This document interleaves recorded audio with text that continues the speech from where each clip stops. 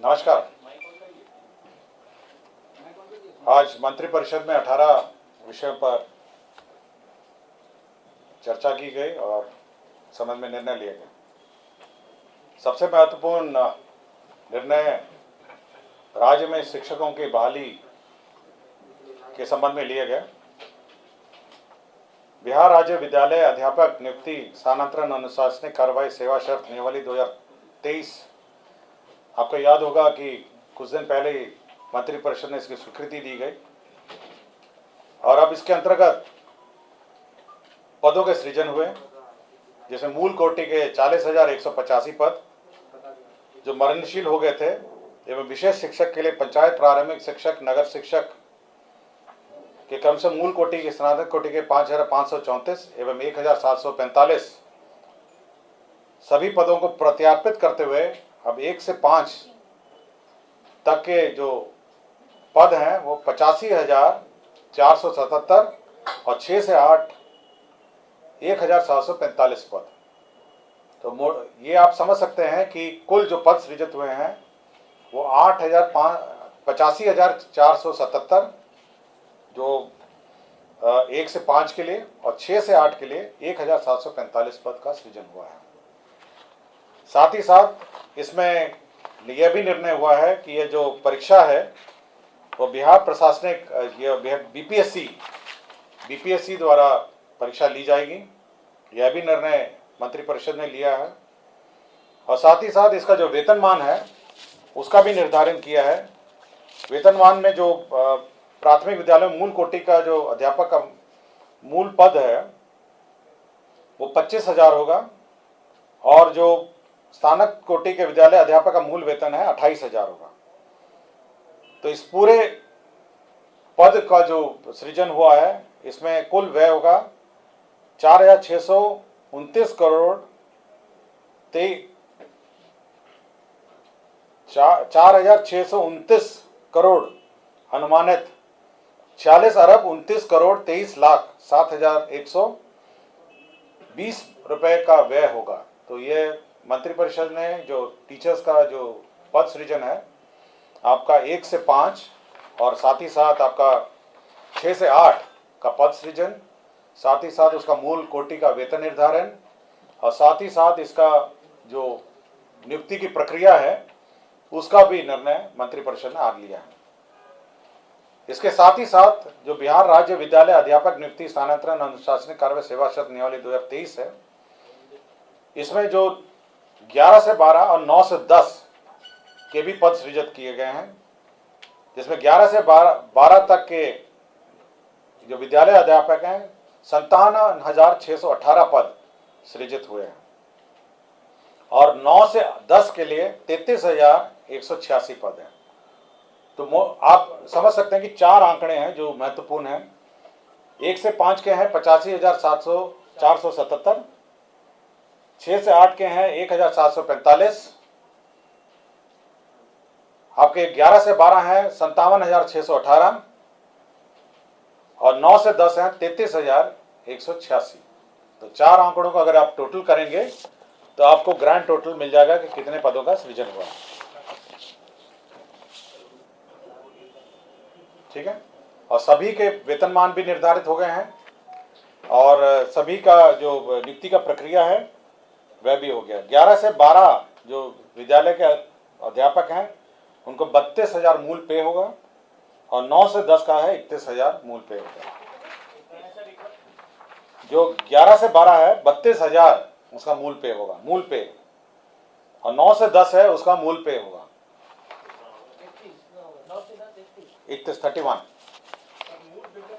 मूल वेतन के अलावा मैं बता देता हूं, मूल वेतन के अलावा आपका 42% डीए होता है।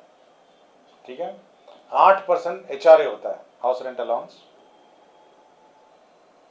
फिर सीटीए अलाउंस होता है 1,500 के आसपास प्लस डीए, मेडिकल होता है आपका 1,000। इसके अलावा आपका पेंशन कंट्रीब्यूशन होता है, पेंशन में जो कंट्रीब्यूशन है सरकार देती है वो भी सरकार देती है और उसके बाद ग्रॉस सैलरीज का निकाला जाता है। तो डीए एचआरए सीटी जो सरकारी ना आम जो नॉर्मल हमारे सरकारी कर्मचारी और पदाधिकारी का जो व्यवस्था है वही रहेगा। सीधा ट्रेजरी से, राज्य के कोष से सीधा वेतन मिलेगा। और जो पेंशन की जो नियमावली है और पेंशन की जो व्यवस्था न्यू पेंशन स्कीम में है, वही पेंशन इन पर भी लागू होगी। तो ये एक महत्वपूर्ण निर्णय है जो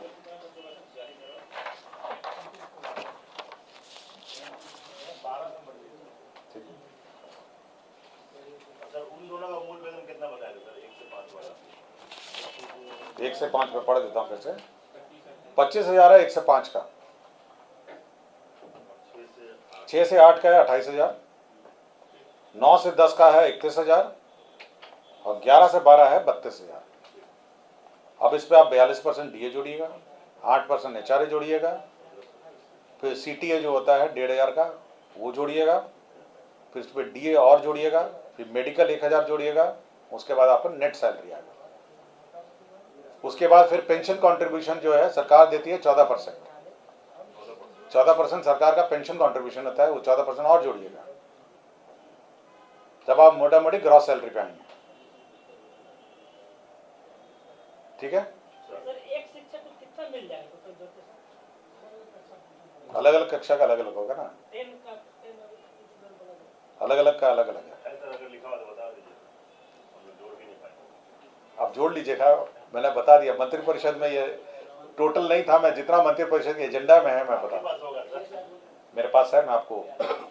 सर ये कब तक फिल हो जाएंगे 1 लाख? देखिए ये राज्य सरकार का निर्णय है कि जल्द से जल्द इसको इमीडिएटली एग्जाम कंडक्ट किया जाए, उसको भरे जाए सारे बीपीएससी के थ्रू, सारे बीपीएससी का।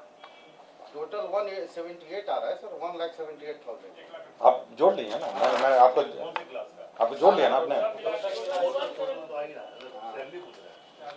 देखिए अब टोटल, अब एक बार फिर जोड़ लीजिए, 85,000 हो गए आपके प्राइमरी, 1,800 आपके हो गए, 1,800 कितने हुए? 18 है, 1,745 हो गए आपके।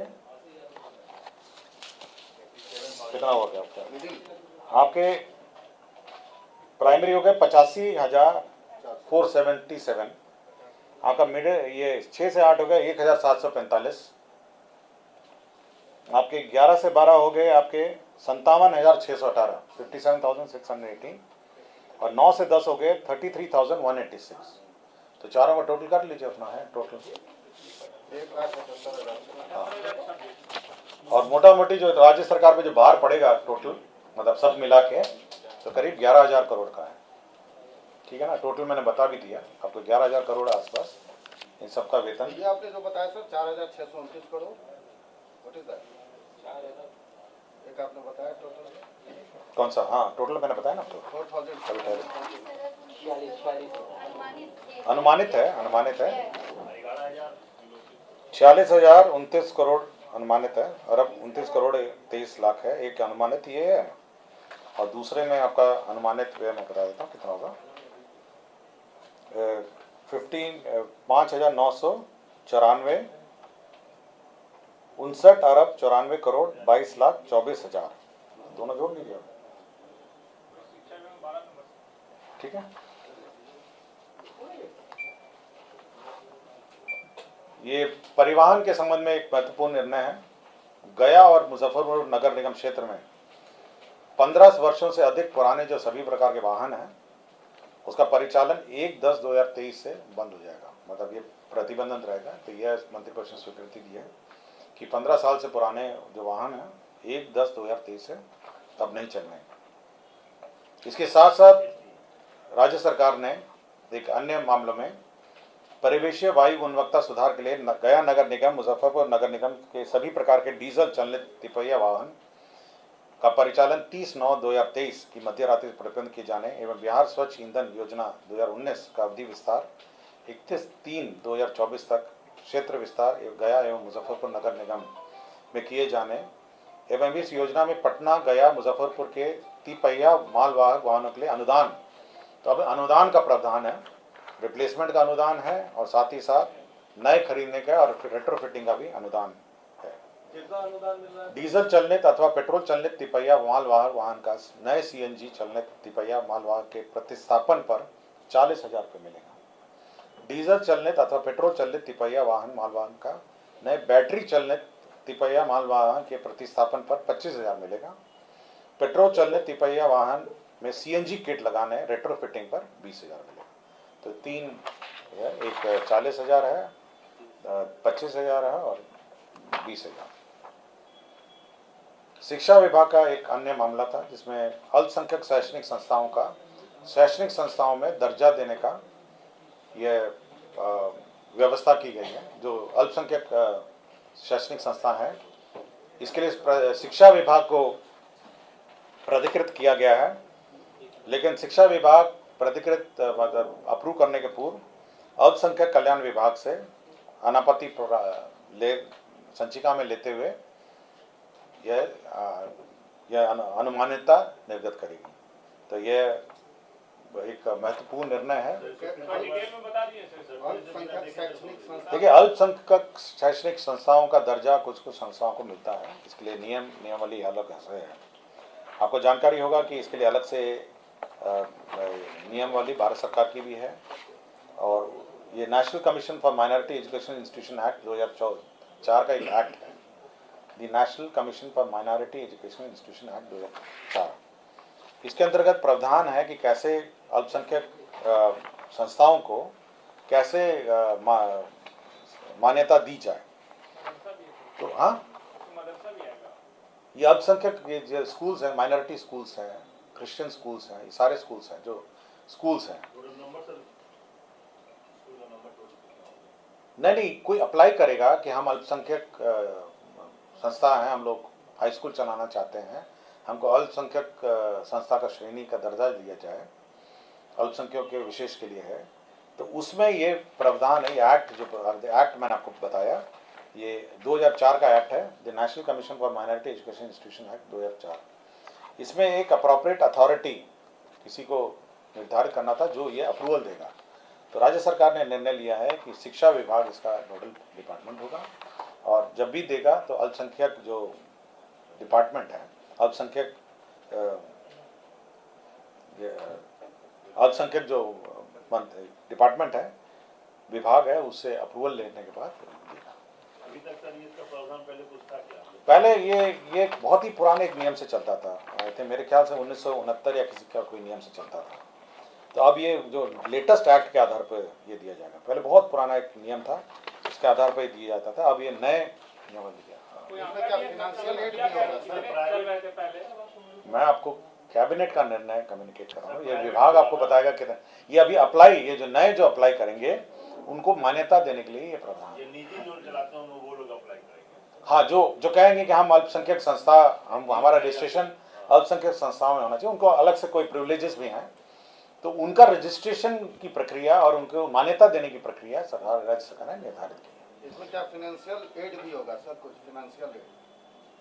ये अभी केवल मान्यता है, तो पहले तो मान्यता है, उसके बाद एडमिशन की कुछ प्रक्रिया हैं, कुछ छूट हैं, ये सब हैं। तो पहले ये मान्यता है कि अल्पसंख्यक एजुकेशन संस्था के मान्यता। Basically they will be governed by state government education. ये जो रूल्स हैं, जो एक्ट है, उसके प्रावधान में वो होंगे, और अल्पसंख्यक शैक्षणिक संस्थाओं को मान्यता प्राप्त करने का, ठीक है ना। समाज कल्याण में पहले आपको याद होगा कि 10,000 बैटरी चालित ट्राईसाइकिल उपलब्ध कराने का निर्णय राज्य सरकार ने पिछले साल लिया था, तो इस साल भी लागू होगी, लेकिन ये जो 10,000 की लिमिट है उसको राज्य सरकार ने शिथिल कर दिया है। तो जितना बजट होगा उतना हम लोग, जितनी आवश्यकता होगी उसके अनुसार हम लोग इसको वितरण करेंगे। तो 10,000 की सीमा है वो बंद कर दी, शिथिल कर दिया है, और साथ ही साथ इस वर्ष भी योजना चालू है। भारत सरकार की एक योजना है, महिला एवं बाल विकास मंत्रालय भारत सरकार, वित्तीय वर्ष 2022-23 एवं 25-26 तक मिशन शक्ति योजना को स्वीकृत किया है। इसमें 59,80,52,417 रुपये है। तो बेसिकली इसमें जो भारत सरकार ने विभिन्न योजनाएं थी, उनकी मल्टीपल छोटी छोटी योजनाएं थी, उसको कंबाइन करके उसको मिशन शक्ति योजना करके उन्होंने नाम दिया है, और 59,80,52,417 का इसमें योजना होगा। इसमें भारत सरकार का अंश होगा 50,65,63,93,297, और बिहार सरकार का इसमें राज्य अंश होगा 9,14,59,120।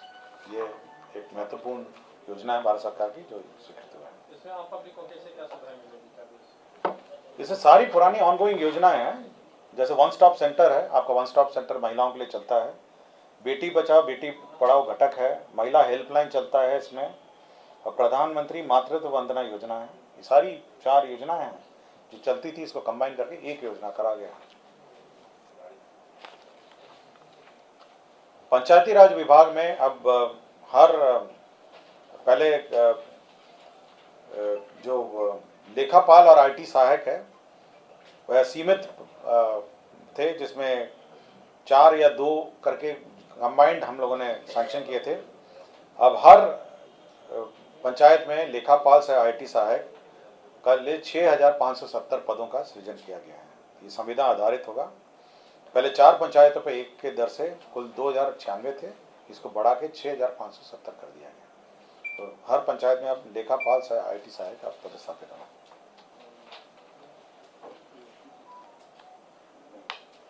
ये जो हमारा केंद्रित रूप से अधिप्राप्ति होती है गेहूं और चावल के लिए, तो राज्य सरकार ने लोन लेने के लिए 10,000 करोड़ का लोन लेने के लिए अधिप्राप्ति में जो पैसा भुगतान होता है उसमें स्टेट गारंटी संसूचित किया है। यह इस पर अनुमति दी गई है। 2000 पंचायत सरकार भवन के निर्माण की स्वीकृति राज्य सरकार ने दी है। इसमें 41 अरब 71 करोड़ 16 लाख रुपए व्यय होंगे। तो 2000 पंचायत सरकार भवन, यह पंचायत सरकार भवन अब जो ग्रामीण अभियंत्रण संगठन है LAEO, स्थानीय क्षेत्र अभियंत्रण संगठन योजना एवं विकास विभाग की है, उसके माध्यम से अब ये निर्माण किए जाएंगे। तो निर्माण का एजेंसी बदल दिया गया, ये महत्वपूर्ण है। और जो LAEO है ना, ग्रामीण हाँ जो नहीं ये स्थानीय क्षेत्र अभियंत्रण संगठन, जो लोकल एरिया इंजीनियरिंग ऑर्गेनाइजेशन, जो स्थानीय क्षेत्र है, जो मुख्यमंत्री क्षेत्र विकास योजना का कार्यान्वयन करते हैं, बहुत सारी योजनाएं कार्यान्वयन करते हैं स्थानीय क्षेत्र में, तो उनके माध्यम से यह निर्माण होंगे। तो 2000 हमारे पंचायत सरकार भवन होंगे और सभी पंचायत सरकार भवन का अलग अलग टेंडर निकलेगा, मतलब कोई क्लबिंग नहीं होगा। एक पंचायत अभी संभवतः पंचायत अपने करता था, अलग अलग निकलेगा। कोई क्लबिंग करके निकला है, 2000 टेंडर निकलेंगे, और ताकि स्थानीय क्षेत्र में जो अभिकर्ता हैं भाग ले सकें और उसका निर्माण कर सकें। पंचायत सरकार भवन, ये एशियन डेवलपमेंट बैंक के माध्यम से 3 शहरों में पेयजल योजना चल रही थी, भागलपुर और गया में। तो एशियन डेवलपमेंट बैंक का फेज 1 जो है 493 करोड़ का फेज 1 भागलपुर में चल रहा था। अब उसकी वर्तमान अनुमानित लागत 299.41 करोड़ रुपए की अब पुनरीक्षित प्राथमिक स्वीकृति दी गई है, और बचे हुए कार्य अब राज्य योजना मद से किए जाएंगे। अब ADB के स्थान पर राज्य योजना मद से योजना का कार्यान्वयन किया जाएगा। इसी तरह फेज 2 जो है एशियन डेवलपमेंट बैंक भागलपुर का 331 करोड़ 35 लाख का पुनरीक्षित प्रशासनिक स्वीकृति दी गई है, और बचे हुए कार्य अब राज्य योजना से होंगे। तो ADB के स्थान पर राज्य योजना का। इसी तरह गया में भी 485.84 करोड़ का योजना की प्रशासनिक स्वीकृति दी है, और बचे हुए कार्य को यह राज्य योजना मद से किया जाएगा। ये तीनों योजना इन शहरों में पेयजल की जो योजनाएं हैं, जो तीनों ही गंगा जल से संबंधित है। भागलपुर भी गंगा जल से ही सप्लाई होता है पानी, और गया वाले भी गंगा जल से। तो इनका जो क्षेत्र में जो तीनों स्थानों में जो पेयजल योजनाओं का कार्यान्वयन है, अब जो बचा हुआ कार्य है ADB के स्थान पर राज्य योजना से किया जाएगा।